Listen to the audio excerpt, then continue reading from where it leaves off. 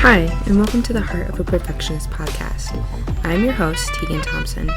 I'm a book lover, a chocoholic, and an INTJ living in a world filled with extroverts. I made this podcast to share my experiences and struggles as an introverted perfectionist, and to bring the inner workings of an introvert's mind to introverts and extroverts alike. So grab a cup of tea and get comfortable. It's time to unmute. Hello everyone, and welcome to another episode of the Heart of a Perfectionist podcast. I just want to share first that I kind of created some the Heart of a Perfectionist merch, and if you want to check that out and maybe buy something and support me, that'd be great. It's only lasting for 13 more days. Just because I'm kind of testing it to see how it goes, and it's kind of simple right now, but I want to create my own designs for the future so it can be a little more unique and cool, and so it's kind of just for a little short amount of time for now, but I'm looking to add more stuff in the future. And so I will post a link in the description of this episode if you want to check it out.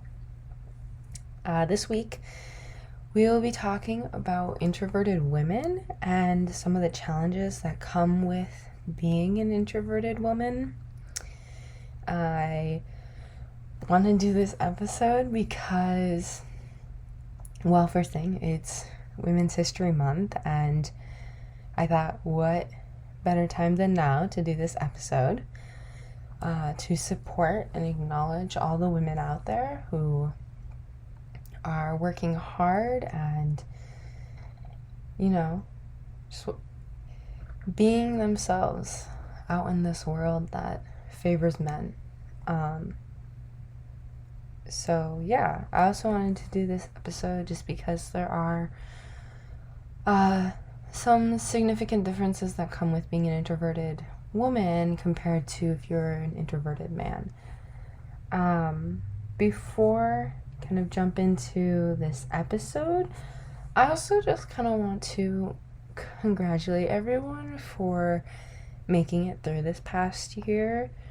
I know that COVID has been very difficult for many people, and I think yesterday was like the official 1-year anniversary of it, like entering what we thought was going to be a 2-week lockdown, but ended up turning into a whole year, and we're still dealing with it. And I know personally, of me being an introvert, it hasn't impacted me significantly in that way of not being able to see people, but I know if you're an extrovert, socializing is really important to your energy and how you feel, and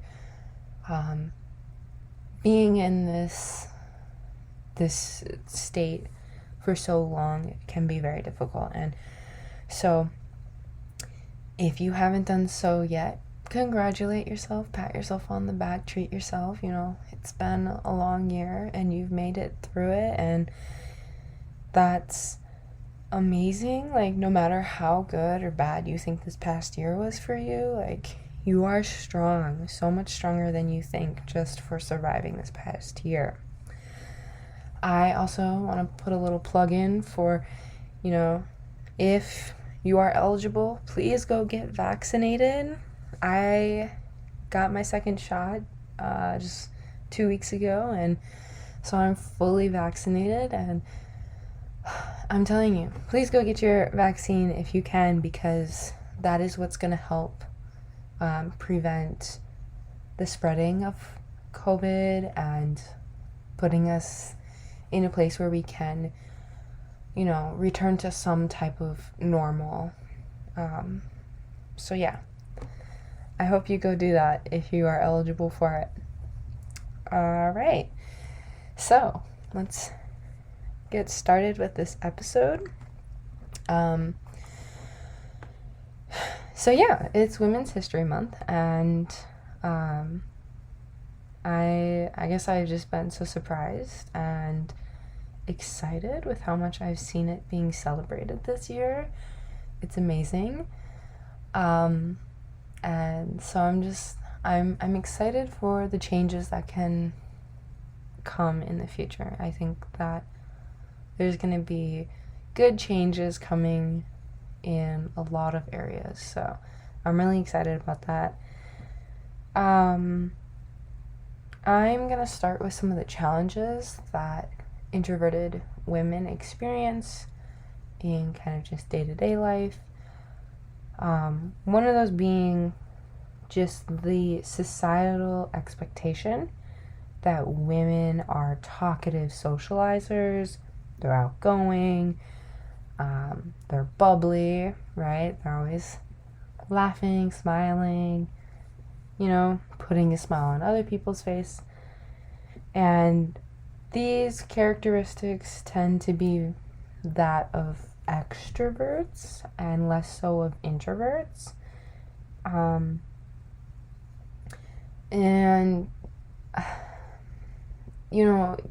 I think it's kind of interesting because this is an expectation of women, right? That all women are like this, or they should be like this. And very rarely do you see an introverted woman who isn't in this category of talkative and outgoing and bubbly, which is not true because there are more than just a few introverted women. I don't know what percentage it is, but it's not like it's like 90% extroverted women and 10% introverted. It's probably closer to a 50-50%. But because of this expectation that society places on women, you see a lot more women faking their personality and their enthusiasm that they portray in order to appeal to men and other women and to this standard that is placed upon them. I think one of the biggest things that you hear is you should smile more. This is a very big thing that women hear often, that kind of contributes to this, that as a woman, you're expected to smile all the time or something, because I guess that's just what women do. I don't know. It's really weird to me, but no, you don't have to smile. Smile when you want to. People shouldn't force you to smile, and I don't know why that is something characteristic of women. Also, something that contributes to this expectation is kind of this belief that extroverted women are falsely viewed as more attractive than introverted women.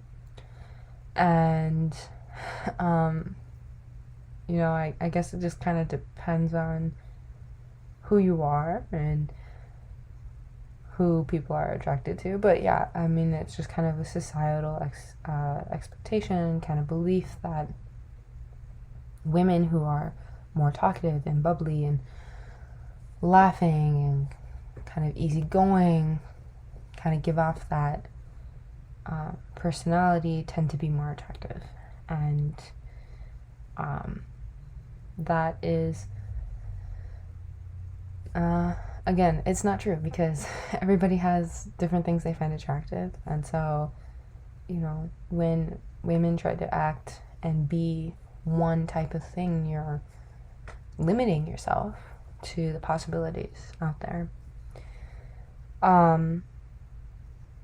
And since introverted women tend to be less talkative and less likely to fake their enthusiasm compared to extroverted women, they're often undervalued and overshadowed by their extroverted counterparts. And you see that often. And one of the biggest things you see that in is TV and in movies, because the main female lead is almost always some bright, bubbly, happy, extroverted woman, right? And there's this lack of introverted women leads in TV and movies. So I'm going to kind of give some examples to show you what I mean by that. So a very common extroverted woman in TV is Rachel Green, right, in Friends. She's very charming, bubbly, attractive, and funny, right? And she's extroverted, or at least that is the assumption. She's an extroverted woman. And the way her character is portrayed is as someone you would want to be around, right? She's someone, who would be fun to be around, someone who would make you feel like you'd have a good time, make you laugh, and kind of just like a very bright person, right? On the other hand, for an introverted woman, first thing, there aren't very many. Second thing, the ones that there are, and this is like a common one that came to mind right away for me, was Bella Swan from Twilight. And kind of the way that she's portrayed is as someone who's kind of cold and more masculine than feminine, and even like rude and aggressive at points, antisocial and unattractive, right? But most importantly, she's portrayed as someone that you don't really want to be around. Like, I don't know, if you ask someone, who would you want to be your friend? It's not like they're going to be like, oh, Bella Swan from Twilight. Because she's just kind of, she's just, like I said, she's cold. She's not someone who you feel like you could be around and enjoy your time with. And so the way introverted women are portrayed is very poor, which contributes to the stigma and the stereotypes of introverted women. And I guess, that's just very difficult as an introverted woman, because I know I'm not like that. I know that maybe people might initially view me that way, but I know once you get to know me, I'm not antisocial, I'm not cold, I'm not rude. I like to talk with the people I'm around. I like to think I'm funny, very sarcastic. So, it's the way they're portrayed is poor and false, in my opinion. And I think it could be done a lot better. But again, there's just very few introverted women roles to even look at. And I think there is kind of the starting problem with it, is that you don't even have those examples. So, yeah. And another thing is that there is a lot greater acceptance of introverted men than introverted women. So, for example, it's okay if a guy prefers to be alone, right? And you have the whole concept of a man cave, right? A guy needs their own space to be alone and kind of, I don't know what men do in man caves. Play video games, read, watch TV. I don't know, to be honest. But it's this whole concept of a man cave. It's okay for a man to be in solitude and do his own thing and be apart from the other people in his life. But it's not okay or acceptable for a woman to want to be alone, right? Because they're either viewed as crazy, right? You get the crazy cat lady who's like lives alone and has 50 cats and is just like some really crazy person, or they're depressed, or they're viewed as rude. So it's this double standard that a man can be introverted, a man can want their own space, can find energy from being alone and be deprived of that energy when in social situations. But on the flip side, when a woman is like that, it's weird and different and not acceptable. So I think just finding a way to normalize introverted women is very important, because first thing, introverted women are common, and introverted women should not feel like they need to change to fit the societal norms, and should be able to embrace themselves for who they are. So with that being said, I want to list some introverted women who are famous, just to kind of, let you know that there are other people out there. Some of them are kind of surprising. I was surprised to find out that a couple of them are introverted. But yeah, so the first one I have on my list is Rosa Parks. And this one didn't surprise me, but I think, it's kind of interesting because Rosa Parks is known for not giving up her seat on a bus, right? And this happened in public. And I guess as an introvert, when I think about the situation, I'm like, okay, there's a ton of other people around. You're doing this. You're making a scene. All eyes are on you. You're kind of placing yourself she knew she's placing herself in a position where she was going to get criticism. And I guess a lot of people would look at that and not immediately view that person as an introvert.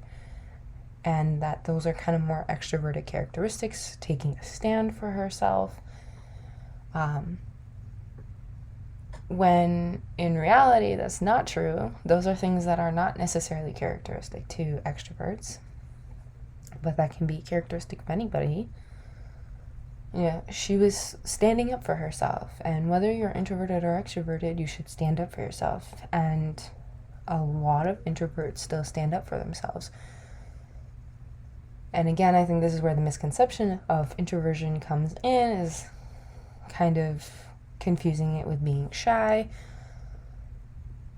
Being an introvert does not mean that you can't participate in socialization, conflict, and things like that.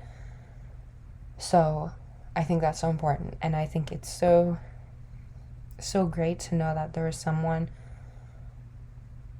who stood up for herself and did something like that, and who is an introvert. Another one is Oprah Winfrey. And Oprah if you don't know Oprah, then I don't know where you've been. Like, I feel like everyone knows Oprah.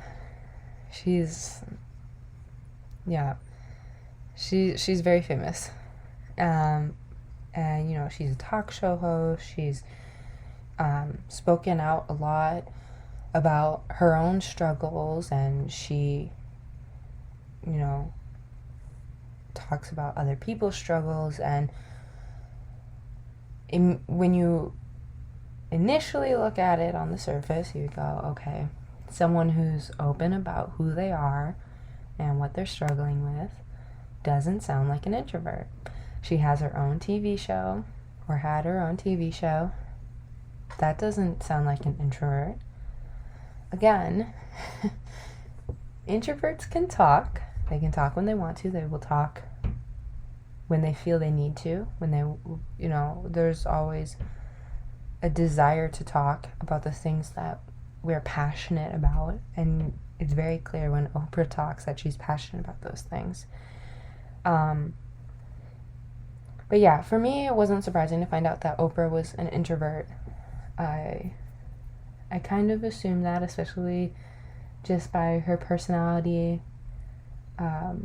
She likes to read, and I know that someone who likes to read is not an introvert necessarily, but usually people who like to read like to be alone in their own space so that they can read, and being alone in your own space is often someone who's introverted. So I guess I made an assumption there, but yeah, so she's an introvert, which is amazing. Two that were more surprising to me is Meryl Streep and Amy Schumer. And Meryl Streep was surprising for me just by kind of the character she plays. She can be someone she can play a wide range of characters, first thing, which is amazing. She's an amazing actress, but she plays some characters that are just super out there. And for me, I just find it so hard to embody that. But she's able to play these wide range of characters because she's able to kind of understand and dig deep into who the character is, which is very characteristic of an introvert, someone who's able to kind of empathize and relate to emotions and take the time to process and understand who a person is. And so she does that with her characters and when she's acting, and that's very characteristic of being an introvert, which makes her such a great actress, which I thought was so fun to learn. And Amy Schumer, being a comedian and kind of being in a lot of big social group kind of things, is kind of the opposite of what an introvert would like. But she has even said that she would prefer to be at home. She likes to re-energize by just like staying in her room, and that is 100% an introvert right there. So yeah, sometimes it's just really surprising to find out who is an introvert, and like knowing that introverts can come in all different shapes and sizes and personalities, and it's a beautiful thing. Yeah, I guess a question people might have is like, why do I talk about or list these famous people? And I do that because I know there are a lot of people who say, oh, I want to be like so-and-so, right? Someone famous. And the problem with that is they want to be like this person, but they think that they have to change who they are in order to achieve these goals. And so I share and list all these people who are well known in various areas, such as activism with Rosa Parks, talk show host with Oprah, an actress with Meryl Streep, a comedian with Amy Schumer, right? In order to show that people can achieve all the things they want to do without changing who you are. And that doesn't mean you have to want to be famous, but I think a lot of the time people think being famous is one of the hardest things to reach. And so kind of showing that you can reach those things that seem so far out of your reach just shows that you can reach the things that are a little bit closer. And so that's why I think it's so important to just kind of recognize that those famous people, those celebrities you hear about all the time, they're not one type of person. They're all different types of people. And acknowledging that is the first step, because when you acknowledge it, you can acknowledge it for yourself and recognize that you don't have to change and start accepting who you are for yourself. And when you accept who you are for yourself, you start to live who you are, right? You're not changing for society. And when people do that, you have diversity. And diversity is what brings good and change to the world. So, I know I feel like a broken record when I say this all the time, but embracing who you are and embracing the uniqueness that you hold within yourself is so incredibly beautiful, and also something that is really challenging in today's society when you're expected to look a certain way, act a certain way, do a certain thing with your life. And I understand it's challenging. I know it's challenging because I struggle with it myself sometimes. But embracing that uniqueness and that diversity is so incredibly beautiful. And when you recognize that in other people and you're accepting of that, that is when, we start to break down those expectations and stereotypes that are placed on people. So that is Introverted Women. And yeah, so, it's Women's History Month, so I hope you go and support women as much as you can, and I hope you do that more than just this month, because women deserve more than just a month. Women deserve to be treated and acknowledged like this every single day. Every single day of every year for the rest of history. And same goes with people of different races and different everything, personalities, abilities, everything. But yeah, I know that, with Black History Month being last month and Women's History Month being this month, it almost kind of feels like those things have to be confined to a month, but they're not. And when you kind of push them past those boundaries, that's when you start getting equality, and that's what's important right now. So just remember that after March ends doesn't mean you stop respecting and acknowledging women for the things that they've done and continue to do. So that's my little rant. I just want to thank you so much for listening to this week's episode of the Heart of a Perfectionist podcast. If you enjoyed this episode, or if you learned anything new, please go share it with a friend. And as always, have a good weekend. And I look forward to seeing you guys again next week on the Heart of a Perfectionist podcast.